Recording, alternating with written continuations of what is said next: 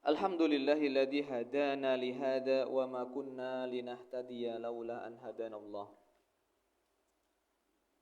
Asyhadu an la ilaha illallah wahdahu la syarika lah wa asyhadu anna Muhammadan abduhu wa rasuluh.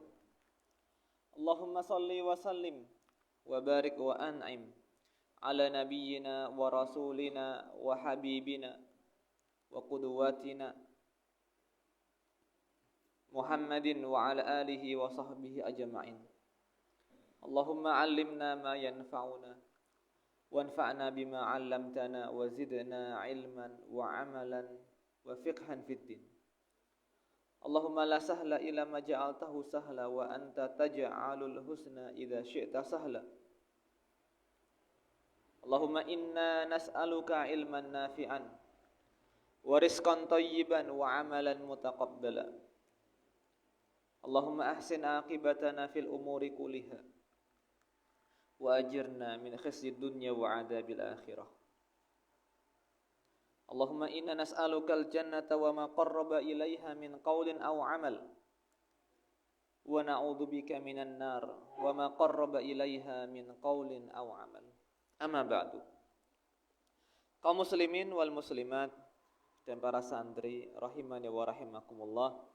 Alhamdulillah pada kesempatan malam hari ini Allah Subhanahu wa ta'ala dengan taufiknya mengumpulkan kita di Masjid As-Sakinah ini dalam keadaan sehat walafiat, dalam keadaan tenang.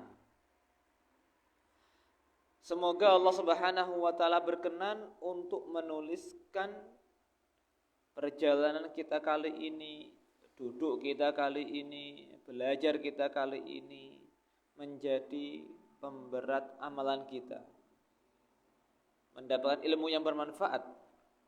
Allahumma amin. Hadirin wal hadirat rahimani wa rahimakumullah. Sekarang tanggal berapa? Bukan itu yang Ustadz tanya. Tanggal berapa? Hijriahnya Mas tanggal 25 Dzulqa'dah. Tanggal 25 Dzulqa'dah. Artinya sekitar 4 atau 5 hari lagi kita akan memasuki bulan Dzulhijjah. Bulan Dzulhijjah.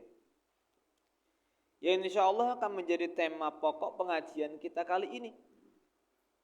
Bagaimana kita menyiapkan diri dan menyambut serta amal soleh apa saja yang kita prioritaskan pada 10 awal Dzulhijjah tersebut. Bapak Ibu, para santri rahimani wa rahimakumullah. Hidup kita itu singkat. Kita paling hidup 70 tahun, 80 tahun, dan itu pun sedikit di antara kita yang bisa sampai ke umur itu. Dan hidup kita itu hakikatnya adalah sebuah perjalanan yang mau tidak mau, siap tidak siap, kita pasti akan sampai pada titik di mana kita akan bertemu dengan Allah Subhanahu wa ta'ala. Dan orang yang paling bahagia dan beruntung adalah mereka yang bertemu dengan Allah Subhanahu wa ta'ala membawa kebaikan-kebaikan yang banyak. Kebalikannya apa?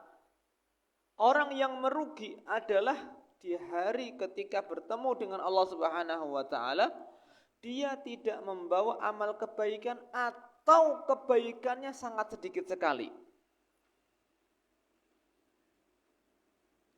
Dan kita di umur yang sekarang ini, Bapak dan Ibu, kita sudah berapa kali takziah? Tidak hanya takziah, bahkan di antara kita ada yang ikut memasukkan jenazah ke liang lahatnya atau ke liang kuburnya. Tapi siapa di antara kita yang datang ke tempat sahibul musibah itu dengan hati yang hidup, dengan hati yang siap untuk menerima pelajaran. Pelajaran yang sangat besar sekali, pelajaran kehidupan. Atau kita itu datang ke tempat musibah, ke tempat sahibul jenazah itu dengan hati yang masih memikirkan dunia, dan dunia saja. Sehingga kita tidak bisa mengambil pelajaran dari peristiwa yang sedang dialami oleh keluarga tersebut.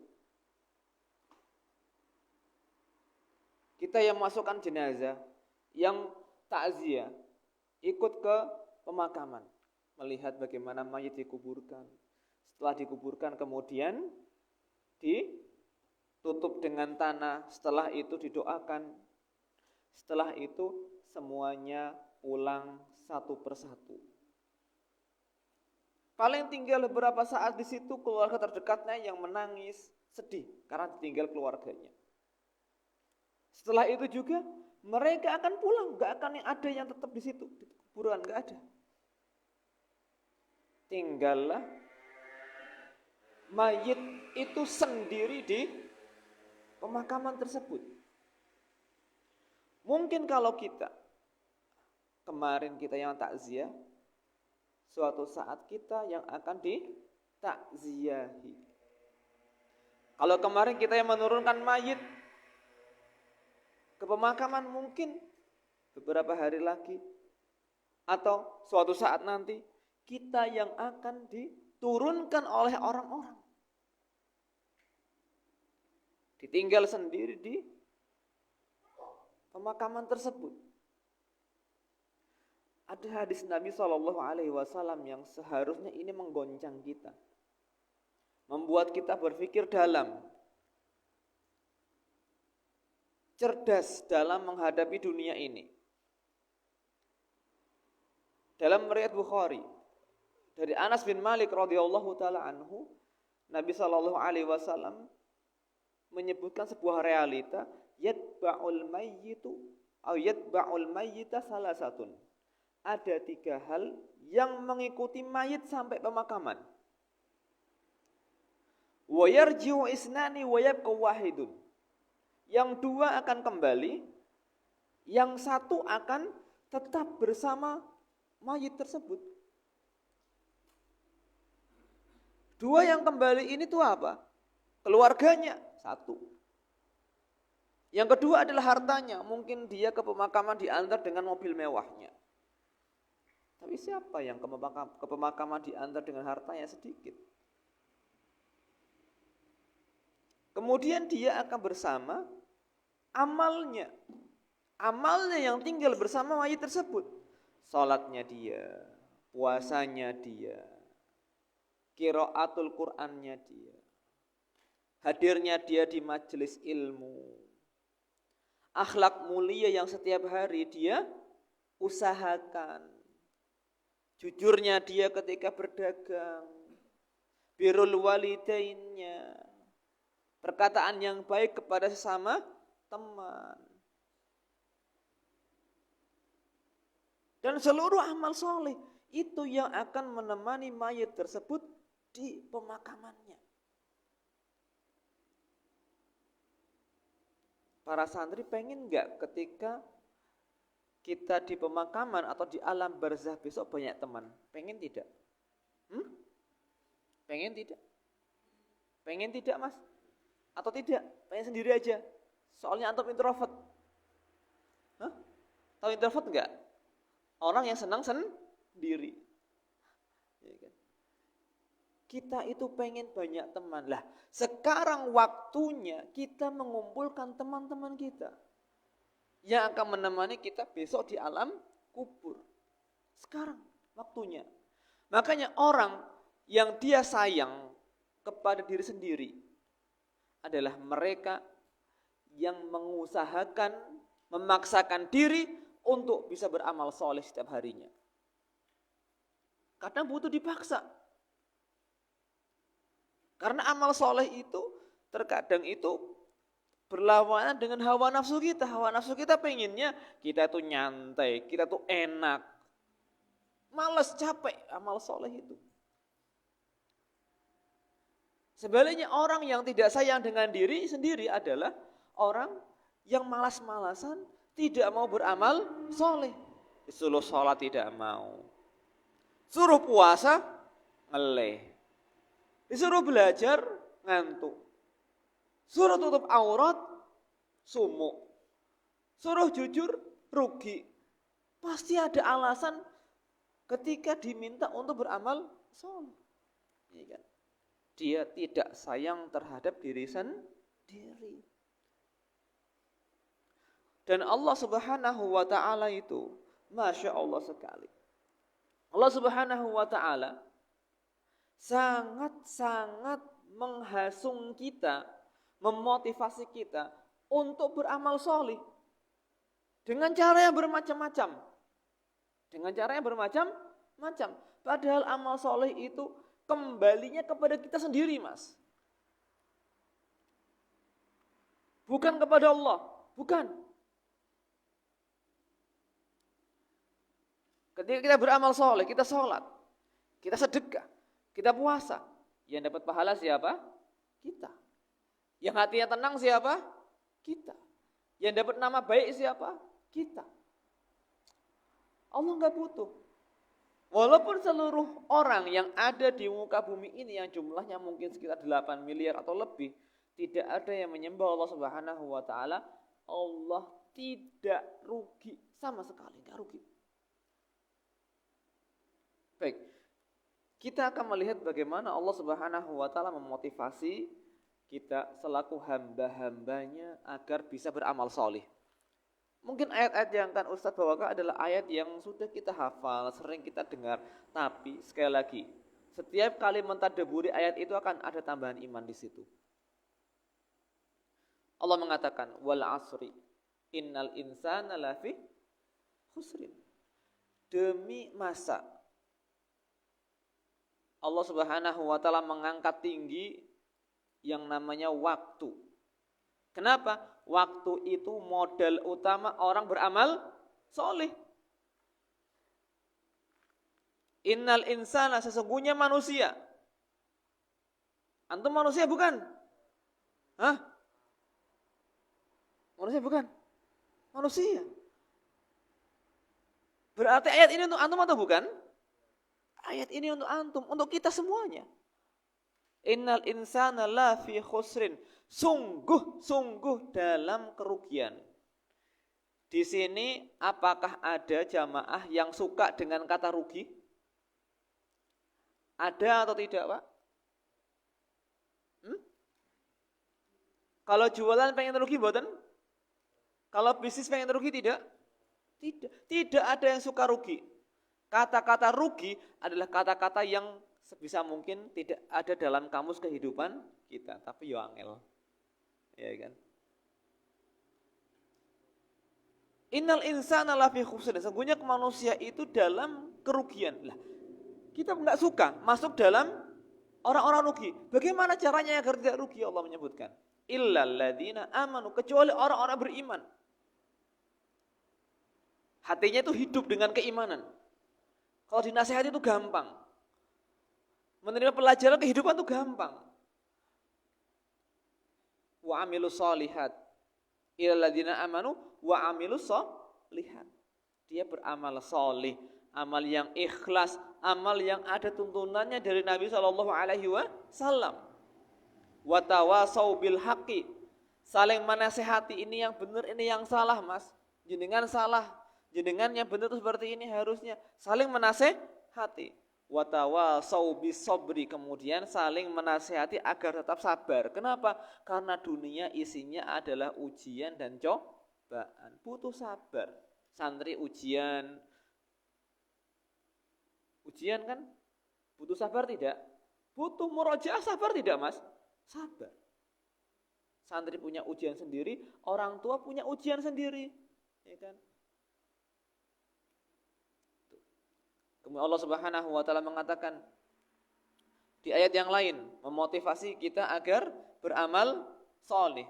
Innal ladzina amanu wa 'amilus solihati kanat lahum jannatul firdausi nuzula.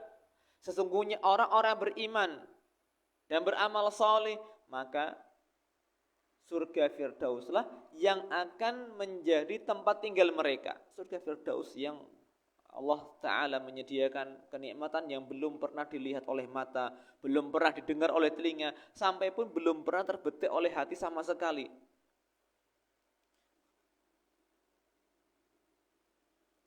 Kalau kita tinggal di sebuah tempat yang Masya Allah indah sekali, tapi dalam waktu yang terbatas, kira-kira galau tidak Pak? Misalkan jenengannya nginep di hotel bintang berapa maksimal?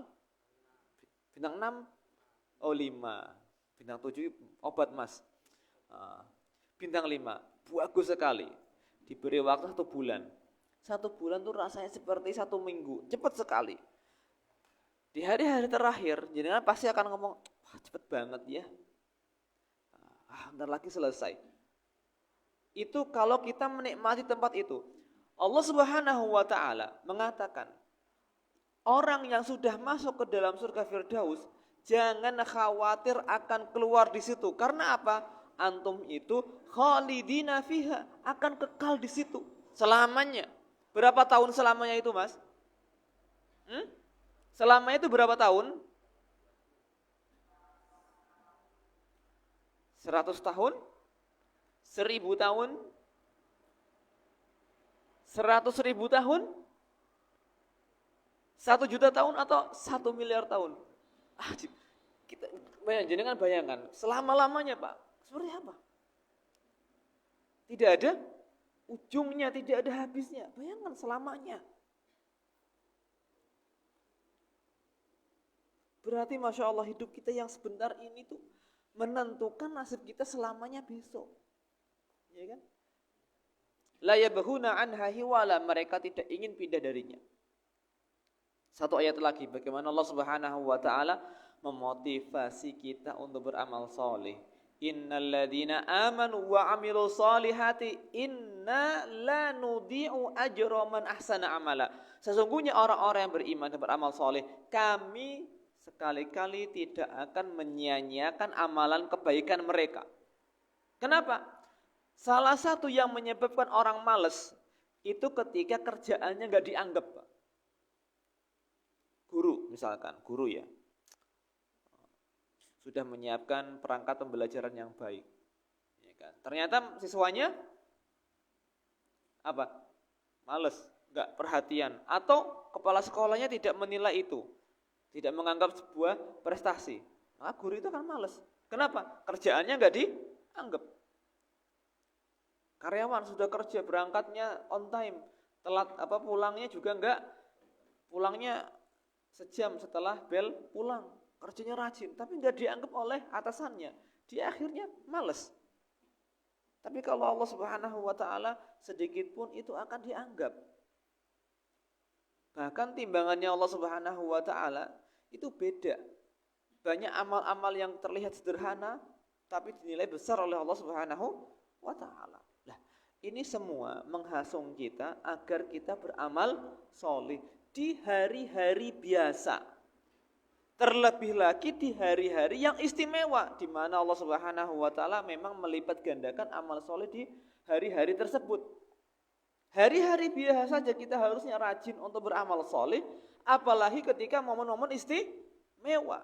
Seperti 10 hari terakhir di bulan Ramadan, atau 10 awal bulan Zulhijjah, itu prime time. Prime time itu apa? Waktu yang istimewa, super istimewa. Makanya bagi kita yang kemarin 10 hari terakhir bulan Ramadan semangat, besok juga harus semangat. Kenapa? Keutamaannya itu tidak kalah dengan 10 hari terakhir di bulan Ramadan kemarin. Bahkan para ulama ini menyebutkan sebuah kesimpulan setelah melihat dalil Al-Quran atau Sunnah Nabi SAW. Mereka membuat kesimpulan seperti ini. Siang hari di 10 awal Zulhijjah itu lebih utama dibandingkan siang hari di 10 terakhir bulan Ramadan. Paham? Ulangi coba.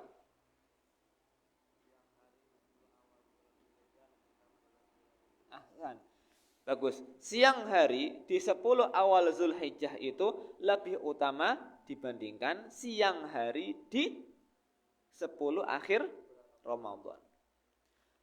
Sedangkan malam harinya 10 akhir bulan Ramadan itu lebih utama dibandingkan malam hari 10 awal bulan Zulhijjah. Karena ada malam Lailatul Qadar. Itu. Makanya kemarin yang kita semangat untuk puasa, untuk tilawah, untuk zikir, untuk infak, untuk sedekah, silakan. Kembali pompa semangatnya di bulan ini. Apalagi Nabi SAW pernah mengatakan, "Ma min ayyamin al-amalu salihu fiha ahabbu ilallahi min hadhil ayyam." Tidak ada hari-hari di mana amal soleh pada hari-hari itu lebih dicintai oleh Allah Subhanahu wa taala dibandingkan hari-hari tersebut, yaitu 10 awal bulan Zulhijjah. Para sahabat mengatakan, para sahabat, walal jihadu fisabilillah, apakah tidak juga jihad di jalan Allah wahai Rasul? Beliau menjawab, tidak juga jihad di jalan Allah, kecuali seorang yang berjihad, dia keluar membawa dirinya, membawa hartanya, kemudian dia mati di situ, tidak pulang sama sekali. Hartanya habis, dia juga meninggal, itu baru lebih utama.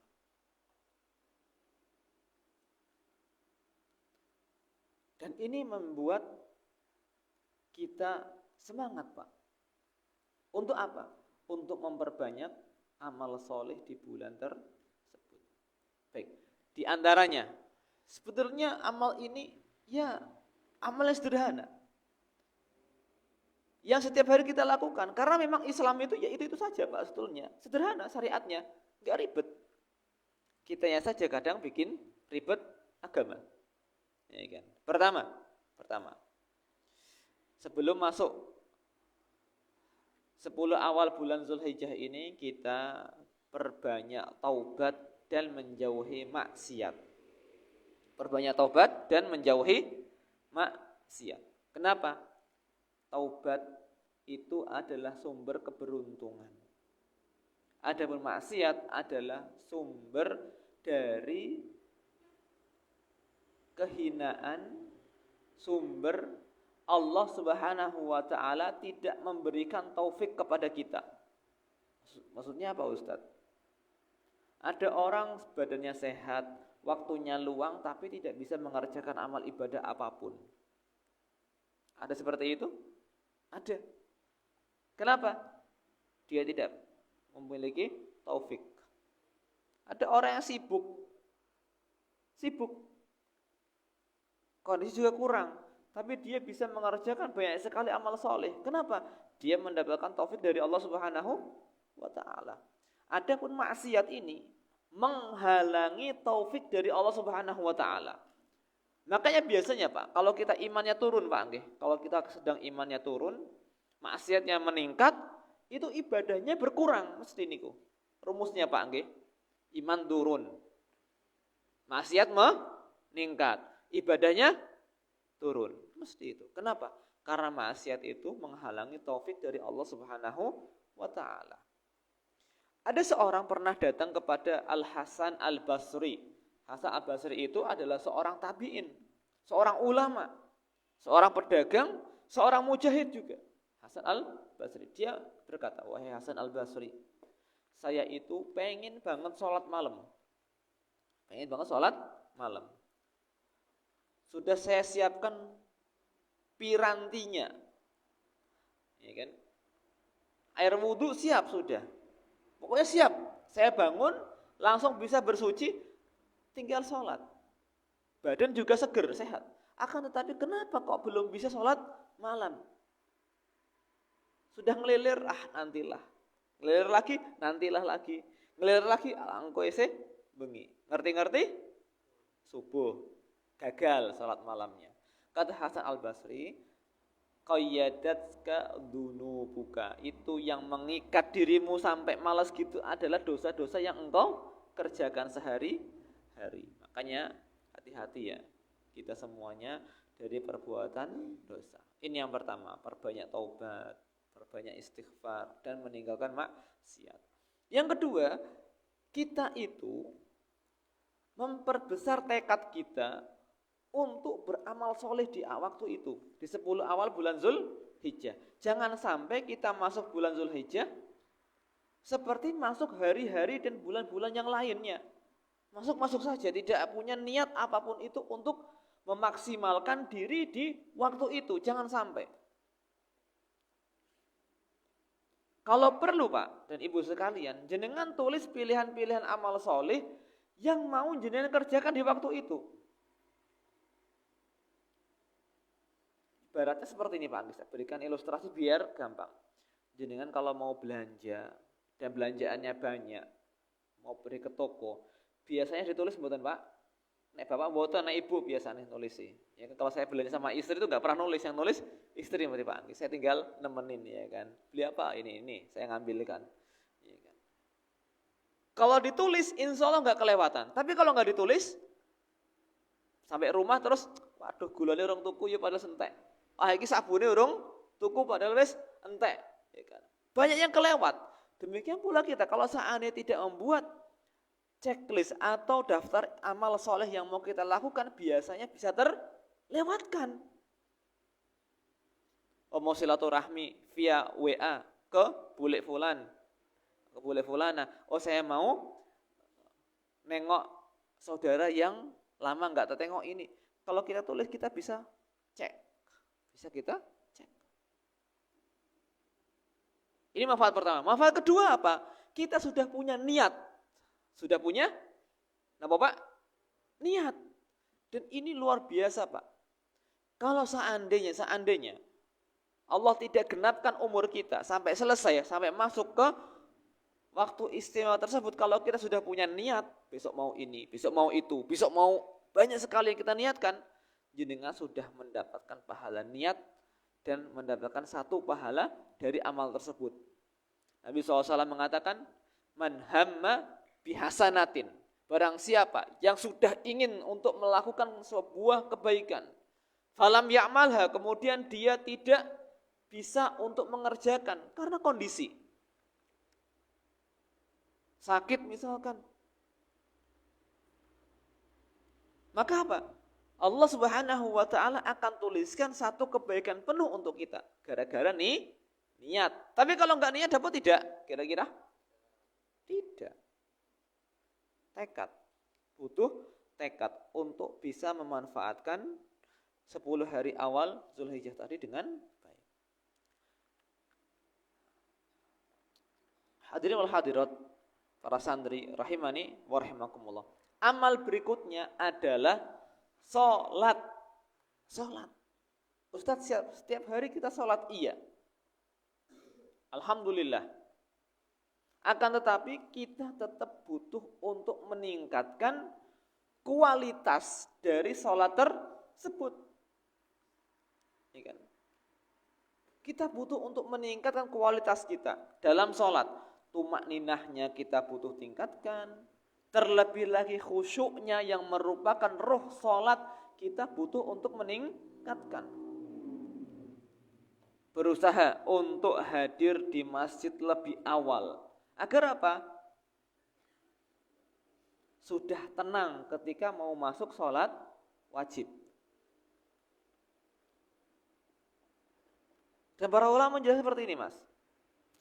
Beda kondisi orang yang sudah sholat sunnah, kemudian duduk, berzikir, berdoa, kemudian dia sholat wajib, dengan orang yang datang masbuk, beda nilainya. Atau beda kondisi hatinya. Kalau yang baru datang dia masih ngos-ngosan, masih belum connect dengan sholatnya dia. Tapi kalau yang sudah dari tadi, dia persiapan lama, langsung nyambung dengan sholatnya. Perbaiki kualitas sholat kita. Lebih memahami bacaan sholat. Dan juga perbanyak kuantitas. Kuantitas itu apa? Jumlah. Pintar mas, Masya Allah. Kelas 9 ya? Mau lulus ya besok ya? Masya Allah. Perbanyak kuantitas. Jumlahnya. Ustadz, sholat wajib bisa diperbanyak tidak? Tidak. Jangan sholat maghrib 6 rakaat. Bid'ah. Ya kan? Salah ya kan? Yang diperbanyak apa? Sholat sunnah. Sholat sunnahnya. Ya kan? Sholat sunnah ini fungsinya adalah untuk menggenapi sholat wajibnya. Kalau sholat wajibnya ada yang kurang.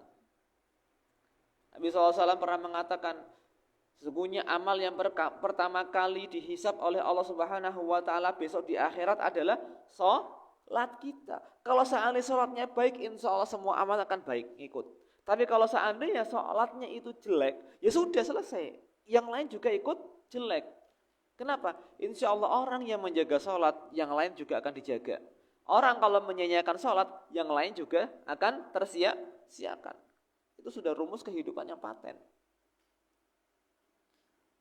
Sholat nafilahnya, sholat qobliyah, ba'diyahnya. Kalau bisa 12 rakaat sehari, lakukan. Sholat duhanya. Kita tuh punya sendi-sendi Pak, nggih. Sendi yang kata Nabi SAW sekitar jumlahnya itu sekitar 360 persendian dalam badan kita. Ini sendi itu nikmat yang besar sekali. Kalau seandainya satu sendi aja digerakkan sakit, sudah repot kita menjalani aktivitas. Jari jemari kita kalau satu saja mandek sendinya, waduh repot sekali. Gak bisa ngetik WA kalau jempolnya macet ya kan gak bisa. Itu disunnahkan atau dianjurkan seharusnya kita sedekah untuk masing-masing sendi, dan itu cukup dengan sholat duha 2 rakaat. Tambah sholat malamnya, sholat witirnya. Intinya kita menambah kuantitas sholat kita. Ini yang pertama, sholat. Ya kan? Harus menjadi prioritas kita apapun pekerjaan kita, apapun aktivitas kita. Yang kedua adalah puasa. Puasa. Dan puasa itu termasuk amal solih yang paling dicintai oleh Allah Subhanahu wa taala. Yang membalas pahalanya adalah langsung Allah Subhanahu wa taala, tidak dibatasi kelipatannya berapa dan berapa, tidak. Terserah Allah Subhanahu wa taala mau membalas berapa. Terlebih lagi ada puasa sunnah yang bisa kita kerjakan di tanggal 9 Zulhijjah yang dinamakan dengan puasa Arafah. Kalau jamaah haji pada wukuf, kalau kita di sini puasa Arafah. Nabi SAW pernah mengatakan, siyamu yaumi Arafah ahtasibu ala Allah an yukaffira sanatal lati qablaha wallati ba'dah. Puasa di hari Arafah, saya berharap Allah Subhanahu wa taala menghapus kesalahan setahun yang lalu dengan setahun yang berikutnya. 2 tahun mas. Ajib, ini Masya Allah sekali. Kalau kita tahu sifatnya Allah itu Karim. Nama Allah Subhanahu wa taala adalah Al-Karim. Sifatnya Al-Karom. Sangat derma sekali membalas satu kebaikan yang nilainya kecil dengan balasannya banyak sekali. Satu hari puasa bisa menghapuskan kesalahan-kesalahan kita, dosa-dosa kecil kita. Kapan? 2 tahun, bayangkan. 2 tahun. Tentu itu luar biasa sekali. Apakah boleh kita puasa di tanggal 1 sampai 8 Zulhijjah? Boleh tidak? Jawabannya adalah boleh. Karena puasa termasuk amal soleh. Intinya amal soleh apapun itu monggo digas di waktu tersebut. Kecuali tanggal 10 Zulhijjah. Kenapa gak boleh puasa? Hari raya Idul Adha. Hari raya itu adalah yaumu aklin wa syurbin. Waktunya makan dan waktunya minum. Bukan waktunya puasa. Kemudian amal berikutnya adalah kita memperbanyak takbir, memperbanyak tahmid, tahlil dan zikir-zikir lainnya. Nabi SAW mengatakan, "Ma min ayyamin a'dhamu indallah wala ahabu ilaihi al-amalu fihinna min hadhil ayyam al-ashar." Tidak ada hari yang lebih agung nilainya di sisi Allah dan tidak ada hari yang lebih dicintai oleh Allah Subhanahu wa taala ketika seorang beramal di situ dibandingkan hari-hari itu. Maka kata Nabi SAW, perbanyaklah tahlil, ucapan la ilaha illallah, perbanyaklah tahmid, ucapan alhamdulillah, perbanyaklah takbir, ucapan Allahu Akbar. Dan dalam takbir, dalam zikir di waktu-waktu ini ada dua istilah yang perlu kita pahami. Yang pertama adalah takbir mutlak. Apa? Takbir mutlak. Takbir yang bisa kita baca kapan saja. Takbir yang bisa kita baca kapan saja, tidak terikat dengan waktu sholat. Ini dimulai kapan? Dari tanggal 1 Zulhijjah berakhir sampai hari tasyrik di waktu asar. Ya kan?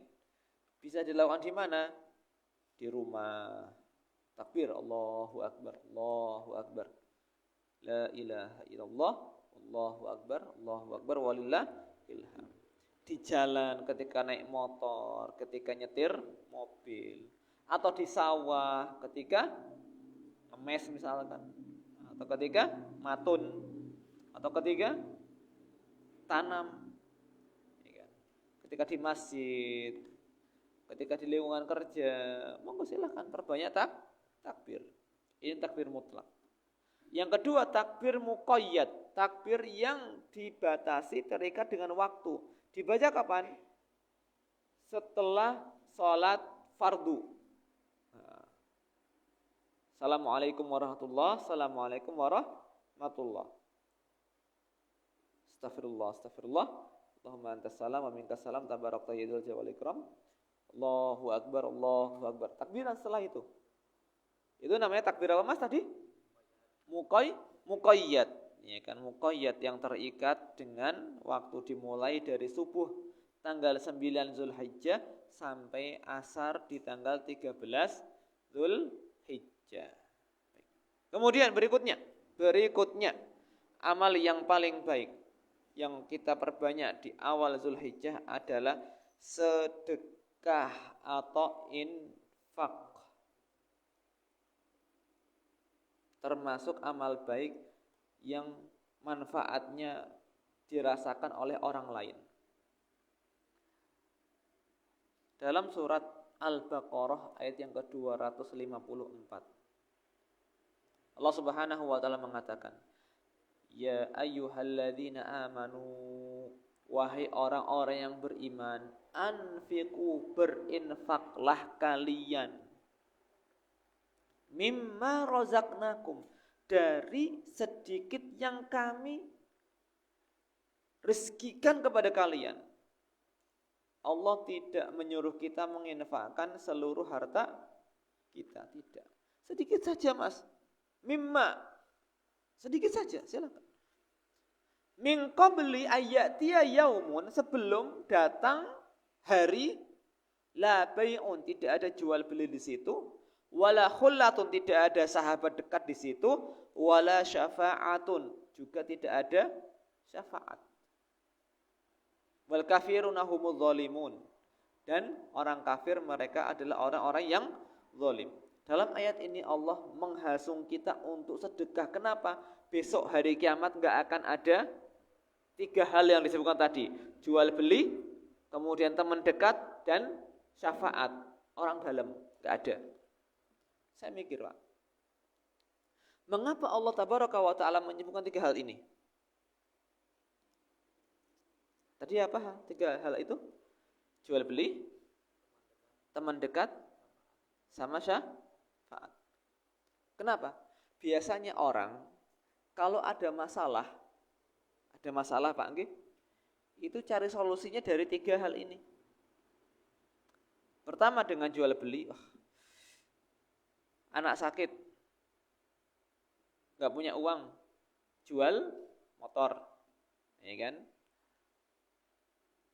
Anak mau sekolah, nggak punya uang, kerja dengan jual sesuatu. Pokoknya dengan jual beli. Punya masalah, ya kan? Butuh uang, dia jual beli. Atau teman dekat, kita punya masalah ini, nelpon langsung, nelpon teman kita. Bisa bantu saya enggak? Saya punya masalah di sini, ini nih. Ya kan? Cari bantuan dari teman-teman dekat. Apalagi teman dekatnya polisi misalkan, ya kan? Langsung telepon, saya punya masalah ini, bisa bantu tidak? Enggak ada teman dekat. Bahkan teman dekat al-akhilla ketika di dunia ini, Pak, pertemanan yang tidak dibangun dengan asas ketakwaan besok akan menjadi permusuhan. Pertemanan yang tidak bangun di atas asas ketakwaan besok akan jadi apa? Musuh. Kemudian yang ketiga, adanya syafaat. Adanya syafaat, adanya rekomendasi orang dalam. Ya kan? Seperti misalkan saya berikan ilustrasi kepada jenengan agar mudeng syafaat itu seperti apa. Saya ketika mau mendaftar kerja di PT Maju Makmur misalkan, nggak ada, ini cuma fiksi Pak, okay? PT Maju Makmur. Saya mau mendaftar sebagai manajer misalkan. Kalau seandainya saya punya orang dalam, siapa itu? Pak Le saya, paman saya ternyata orang dalam di situ, petinggi di perusahaan tersebut. Kira-kira saya itu mau ngajukan lamaran kerja lewat jalur biasa atau lewat orang dalamnya, Pak? Kalau antum orang dalam ya. Biasanya orang akan lewat orang dalam. Artinya apa? Dia akan minta rekomendasi dari keluarga dekat yang ada di perusahaan tersebut. Dan kemungkinan diterimanya akan lebih besar mana? Antara daftar biasa dengan ada orang dalam di situ. Dengan ada orang dalam di situ. Oh, saya kenal orang itu. Saya kenal ini yang mau daftar orangnya baik, orangnya insya Allah jujur, integritas, punya disiplin. Ini diterima ini. Mudah untuk diterima. Kenapa? Ada syafaat. Tapi kalau hari kiamat nggak ada. Nggak ada itu semuanya. 3 hal ini nggak ada di hari kiamat. Kita hanya bisa mengandalkan diri kita dan amal kita. Ya kan? Dan amal yang paling bermanfaat adalah infak, sedekah yang kita berikan kepada orang-orang yang membutuhkan. Baik. Dan juga Bapak Ibu sekalian, di hari ini 10 awal bulan Zulhijjah ini adalah kesempatan bagi jenengan yang mau berbakti kepada orang tua yang sudah meninggal. Dengan apa? Sedekah atas nama mereka. Wakaf atas nama mereka. Pahalanya kita minta Allah Subhanahu wa taala untuk diberikan kepada orang tua yang sudah meninggal ataupun paman kita ataupun orang dekat-dekat dengan kita. Kenapa? Ini ijma ulama, sampai insyaallah pahalanya. Ijma ulama mengatakan sampai. Nabi SAW dari Aisyah radhiyallahu taala anha, beliau mengatakan ada seorang perempuan datang kepada Rasul sallallahu alaihi wasallam, dia mengatakan, wahai Rasulullah, ibuku itu meninggal tiba-tiba. Tiba-tiba meninggal. Enggak sempat bicara apa-apa, enggak sempat untuk berwasiat. Dan saya yakin kalau seandainya ada kesempatan untuk berbicara, pasti beliau akan bersedekah dari hartanya. Afa'atasaddaqi anha, apakah aku bersedekah untuk beliau wahai Rasul? Kata Nabi SAW, na'am, iya. Maka bersedekahlah untuk ibumu. Silakan. Ya kan? Dan ini adalah termasuk birrul walidain setelah orang tua meninggal. Dan ini sangat dibutuhkan oleh mereka yang sudah di alam barzakh. adanya tambahan kebaikan dari yang masih hidup. Ya kan? Kita punya orang tua, ya kan? Kalau orang tua kita sudah meninggal, salah satu birrul walidaynya adalah ini. Tapi kalau masih hidup, dengan apa? Dengan berakhlak yang baik kepada mereka. Kalau bicara lewat HP itu yang baik ada bicaranya, jangan ada bicara yang kasar. Baik. Kemudian berikutnya jam 7 pagi sejak lagi insyaallah. Berkurban. Kata Nabi SAW, ya kan, tidak ada amalan yang dilakukan oleh anak Adam pada hari nahar yang lebih dicintai oleh Allah Subhanahu wa taala daripada menumpahkan darah hewan kurban. Sesungguhnya hewan itu akan datang kelak di hari kiamat dengan rambutnya, dengan tanduknya, dengan kukunya. Dan sesungguhnya darahnya itu telah sampai di sisi Allah sebelum jatuh ke tanah. Kita kan nyembelih, langsung darahnya keluar kan.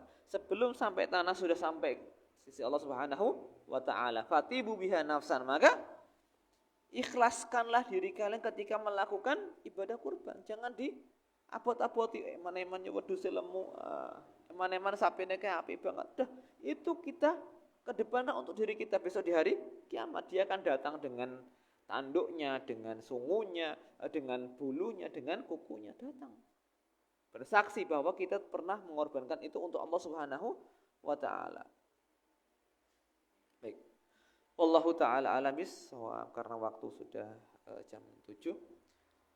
Maka sampai sini dulu ya pelajaran kita kali ini. Semoga kita yang ada di sini, Bapak sekalian, bisa kurban tahun ini, dimudahkan, ya kan, dimudahkan.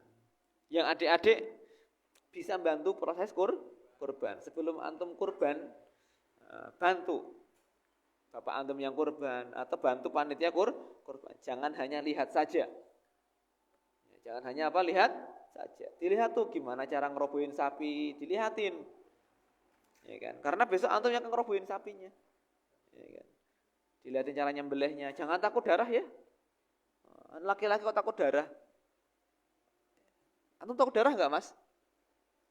Takut darah enggak? Hah? Jangan takut darah ya. Lihat darah pingsan, jangan, antum laki-laki, ya kan? Wallahu taala alam bissawab. Baik. Ada pertanyaan silakan. Tidak ada? Baik.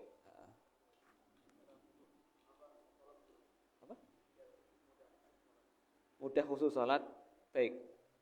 Cara khusyuk untuk salat. Antum berusaha untuk khusyuk. Memang meniatkan melawan pikiran yang datang. Ketika sadar ada pikiran yang datang, mengajak antum untuk pergi ke jalan, mengajak antum berkhayal yang di luar salat, langsung ditepis. Langsung ditepis. Ingat, saya sedang salat. Yang pertama. Yang kedua, dengan mengerti bacaan sholat. Itu kita lagi baca apa? Mengerti Allahumma ba'id baini wa baina khotoyaya kama ba'ata bainal masyriqi wal maghrib. Maksudnya apa? Antum mengerti, itu menambah kekhusyukan. Karena kalau kita berucap nggak paham, kita akan kemana-mana pikirannya. Yang paham aja kadang-kadang kemana, mana apalagi nggak paham. Ya kan? Yang ketiga, antum minta kepada Allah Subhanahu wa taala hati yang khusyuk dan berlindung dari hati yang tidak khusyuk. Ada doanya. Apa itu? Allahumma inna na'udzubika min ilmin la yanfa' wa min qalbin la yakhsha. Saya berlindung kepadamu, wahai Allah, dari ilmu yang tidak ada manfaatnya, dari hati yang tidak bisa khusyuk, dari nafsu yang tidak pernah puas, dan dari doa yang tidak dijawab oleh Allah Subhanahu wa taala. Allah taala. Berarti Mas ya? Oke. Ada lagi? Tidak ada? Barakallahu fikum. Kalau tidak ada, sampai sini dulu. Kurang lebih mohon maaf. Semoga Allah Subhanahu wa taala membukakan taufik kepada kita semua untuk bisa mengamalkan apa yang kita dengar, membukakan hati kita agar bisa istiqomah. Allahu taala subhanakallahumma bihamdika asyhadu an la ilaha illa anta astaghfiruka wa atubu ilaik. Assalamualaikum warahmatullahi wabarakatuh.